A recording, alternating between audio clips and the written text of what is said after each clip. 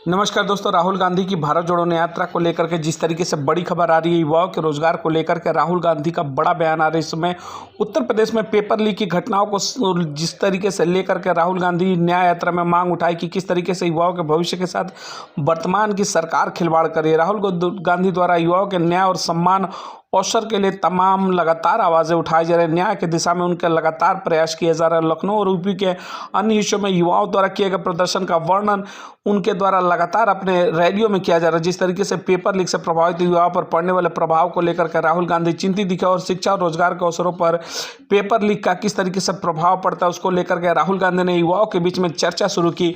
उनके प्रदर्शन के दौरान जिस तरीके से राहुल गांधी अपनी यात्रा को लेकर निकले हैं उसमें उन्होंने तमाम सरकार के उन मुद्दों के ऊपर चर्चा की। लोगों के बीच में उन्होंने कहा कि किस तरीके से भारतीय प्रधानमंत्री का अनोखा योग सत्र जो है, जहां वे पानी के नीचे योग करते दिखाई दे रहे हैं, न केवल सोशल मीडिया पर वायरल हुए बल्कि यह एक बड़े संकेत के रूप में उभरा है।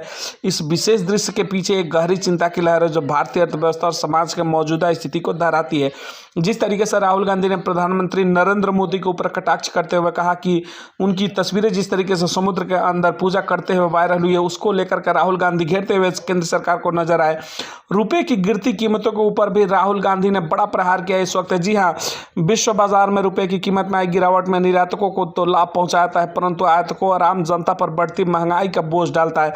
महंगाई को लेकर के भी राहुल गांधी का जिस तरीके से बड़ा बयान आ रहा है, इस वक्त भारत जोड़ो यात्रा के अंदर केंद्र की सरकार को घेरते हुए नजर आ रहे हैं। अगर घरों की महंगाई के बढ़ते दबाव और ब्याज दरों में अस्थिरता ने घरेलू बचत पर भी गंभीर प्रभाव डाला है। रोजगार और कारोबार को लेकर राहुल गांधी का जिस तरीके से बयान है कि निवेश में कमी और व्यापारी की अनिश्चितताओं ने रोजगार और कारोबार के अवसरों में कमी किया है। तो राहुल गांधी द्वारा लगातार देश के तमाम बड़े मुद्दों को लेकर के केंद्र की सरकार को घेरते हुए 2024 चुनाव पर उन्होंने अपनी बातों को रखा। अर्थव्यवस्था पर उन्होंने अपनी बात रखते हुए कहा कि सभी कारक मिलकर भारतीय अर्थव्यवस्था की वृद्धि को प्रभावित करते हैं, जिसमें विकास की राह में बाधाएं उत्पन्न हो रही है। भाईचारा और लोकतंत्र के ऊपर भी राहुल गांधी ने अपनी बात रखते हुए कहा कि आर्थिक दबाव के चलते सामाजिक तनाव और राजनीतिक विभाजन गहरा रहे हैं, जो देश की एकता और लोकतांत्रिक मूल्यों को चुनौती दे रहे हैं। तो राहुल गांधी के द्वारा लगातार 2024 लोकसभा चुनाव से पहले जिस तरीके से भारत जोड़ो यात्रा के अंदर केंद्र की सरकार पर तमाम मुद्दों को लेकर घेरते नजर आए, वहीं युवाओं के रोजगार के मुद्दे पर अग्निवीर योजना को में बदलाव के कारण प्रभावित लोगों द्वारा व्यक्त की गई शिकायतों का विस्तार में उन्होंने वर्णन किया, जिसमें भर्ती नीतियों में अचानक बदलाव और करियर स्थिरता पर, सशस्त्र बलों के भविष्य पर भी उन्होंने चर्चा की। आलोचकों और पूर्व सैनिक अधिकारियों द्वारा उजागर किए गए राष्ट्रीय सुरक्षा मनोबल और सशस्त्र बलों की पारंपरिक भावनाओं पर भी उन्होंने अपनी बात को रखा।